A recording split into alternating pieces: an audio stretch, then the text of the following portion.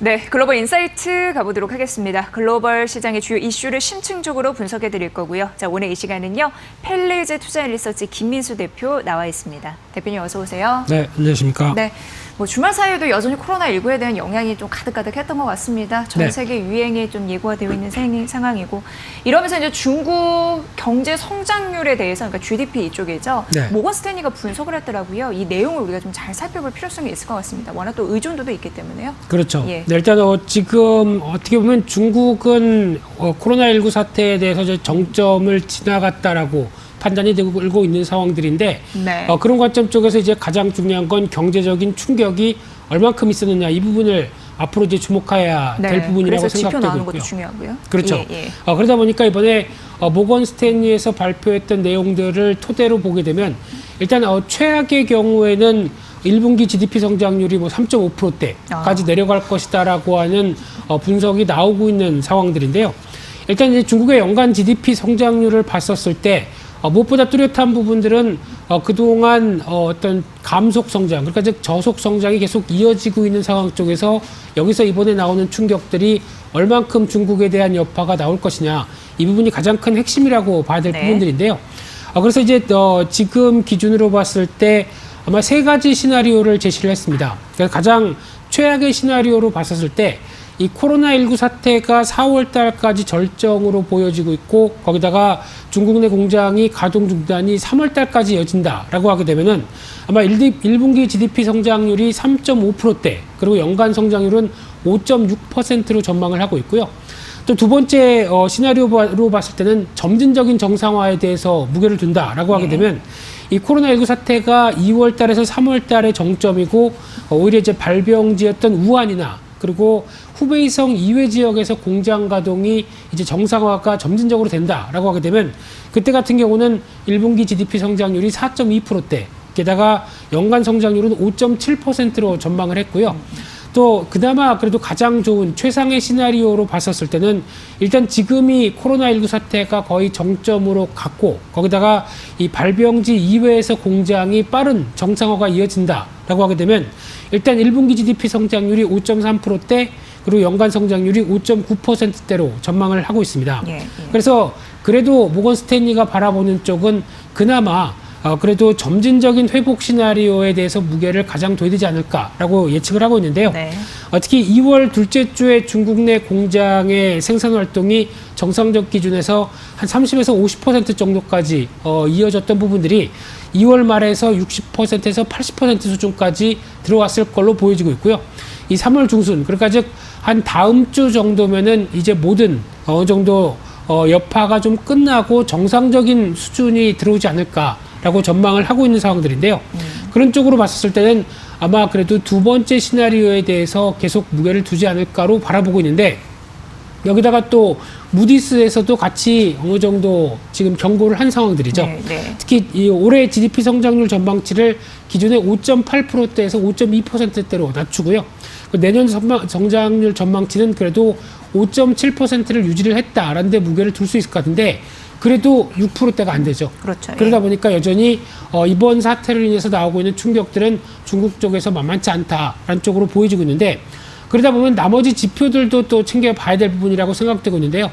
일단 이번에 발표됐던 중국의 복합 구매자 관리 지수 PMI 지수의 추이를 한번 보게 되면은 거의 급락했죠. 그런 관점 쪽에서 한 30대도 아니고 20대 중반 정도쯤에서 나왔던 부분들이 오히려 서비스 PMI 지수가 타격이 좀 더 컸다라는데 무게를 둬야 될 부분들이고요. 이쪽이 빠르게 회복되지 않는 이상 어떤 여러 가지 제조업과 관련된 그리고 서비스업과 관련된 중요한 지표들이 회복하는데 어떤 변화를 어떤 좀 더 눈여겨봐야 되지 않느냐라는 관점들이고요. 또 하나 중요할 부분들이 산업 생산이라고 봐야 될 것 같습니다. 이번에 산업 생산 같은 경우도 기존 같은 경우는 이제 빠르게 회복되겠다라는 관점 쪽에서 거의 7.0 수준까지 거의 회복했던 흐름들이 아마 이번에 3월 중순쯤에 발표되는 산업 생산도 상당히 충격으로 나올 가능성이 높다고 봐야 될 것 같고요.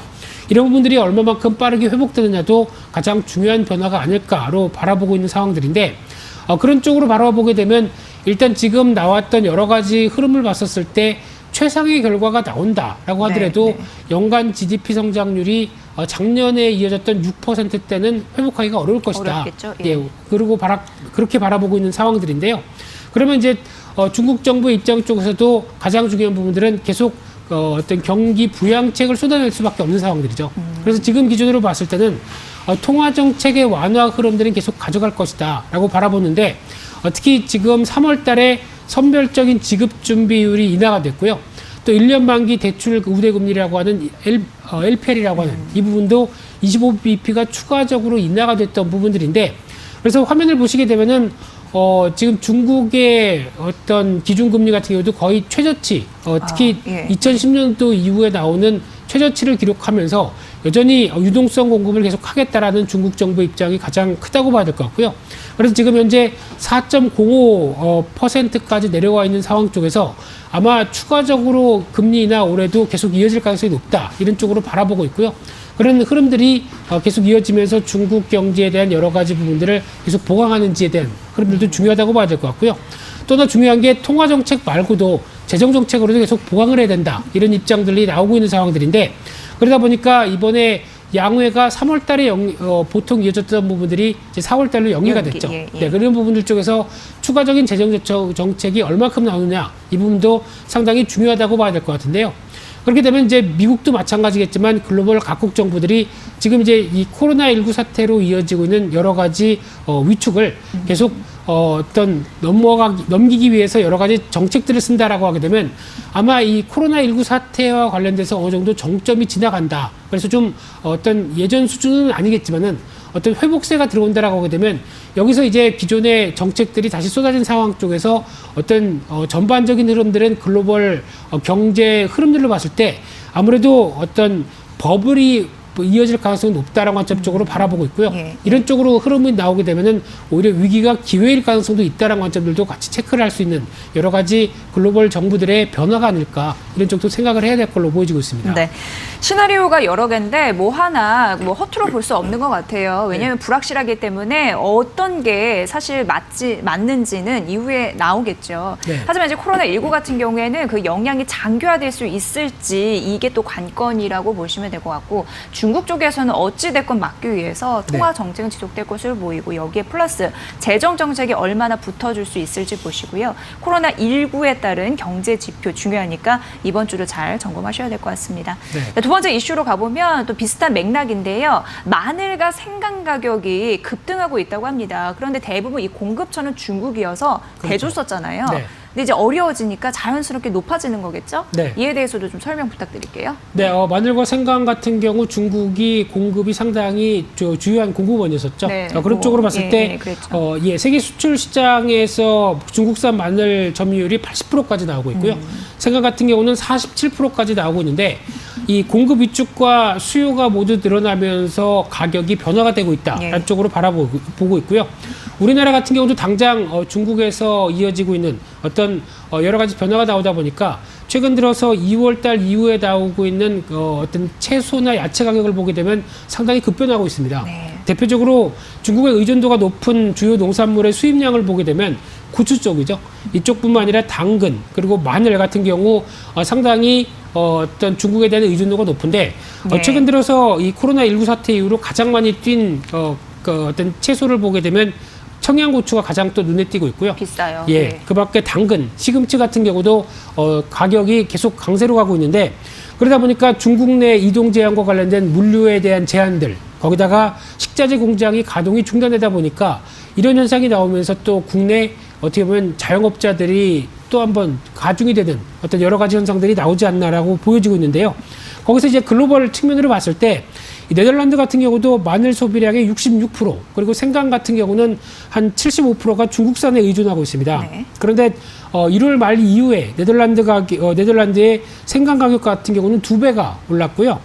스페인산 마늘 가격 같은 경우도 중국산을 대체하는 관점 쪽에서 거의 25% 이상 올랐다라고 하게 되면 마늘 가격이 요동을 친다라고 봐야 될 것 같고요. 네. 또나 이제 2월 25일 날 같은 경우 미국의 농산물 식재료 전문지에서 발표한 중국산 마늘 가격을 보게 되면은 한 주 전 대비해서 한 박스당 60달러대에서 90달러까지 약 한 50% 올랐다고 보여지고 있는 상황들이고요. 마찬가지로 인도네시아에서도 이 마늘 소비량의 90%를 수입하고 있는 나라인데 특히 작년 대비 2배까지 올랐다라고 하게 되면 여기서 또 큰 고민이 이제 인도네시아 같은 경우는 회교 국가죠. 그러다 보니까 이 라마단이라고 하는 이슬람 금식 성월 같은 경우가 지나면서 오히려 식료품 수요에 대한 기대감이 상당히 높은데 이런 부분들도 어떻게 보면은 제대로 잘 어떤 대처를 하지 못하지 않겠느냐라는 관점들이 상당히 높은 상황들인데요. 게다가 또 하나 눈에 띌 수 있는 게 수요가 늘어난다는 부분들입니다. 네, 네. 특히 마늘이나 생강 같은 경우는 면역력이 강화가 되는 어떤 효능을 보인다라는 관점 쪽에서 중국이나 아시아권 쪽에서 상당히 어떻게 보면 선호하는 그런 제품들이죠. 그러다 보니까 이에 따른 수요가 늘어나면서 또 나오는 변화다라고 하게 되면 공급 위축과 수요 같은 경우도 늘어나면서 여러 가지 가격들도 상승할 수밖에 없는 조건이 아니냐라고 관점 쪽에서 또 여러 가지 우려감이 높다 이렇게 바라보고 있습니다. 네. 면역력 얘기하니까 요즘 좀 참도 잘 섭취해야 되는데 음식 중에 하나인데 네. 이런 생각이 드는데 어찌되건 중국 의존도가 높은데 중국 쪽에서 좀 말썽이다 보니까 네. 가격이 비싸질 수밖에 없는 것 같습니다. 그럼 가격 동향까지 저희가 점검을 해드렸습니다. 글로벌 인사이트 함께했고요. 펠레이즈 투자리서치 김민수 대표의 분석으로 들으셨습니다. 고맙습니다. 잘 들었습니다. 감사합니다.